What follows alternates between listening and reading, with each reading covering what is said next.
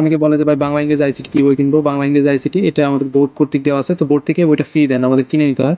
তো আমি আমার এখানে দেখো যে উপরের বইয়ের পেজ আমি দিয়ে রাখছি, যাতে তোমাদের চিনতে সুবিধা হয়। তো যদি কারো প্রয়োজন হয় এই বইগুলো পিডিএফ, তাহলে আমার সাথে যোগাযোগ করতে পারো, আমি পিডিএফ গুলো দিয়ে দেবো। কিন্তু বই কিনে নিবে, আসলে পিডিএফ দেখে তো পড়া সম্ভব না।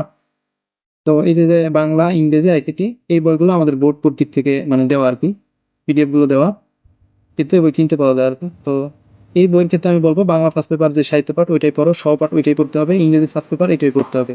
কিন্তু কথা হচ্ছে তথ্যর ক্ষেত্রে আসে, অর্থাৎ আইসিটির ক্ষেত্রে, আইসিটির ক্ষেত্রে যেটা কথা আসে সেটা হচ্ছে যে এটা খুবই চিকন বই আর কি, মানে এটা একটা তোমার কাছে রাখতে পারো, পিডিএফ পাঠিয়ে আনো, এটা রাখবা কি জন্য যে ধরো আমাদের এই বইয়ের যে টপিকগুলো, এই টপিকগুলো হচ্ছে ইম্পর্টেন্ট, মানে বোর্ড কর্তৃক নির্ধারিত।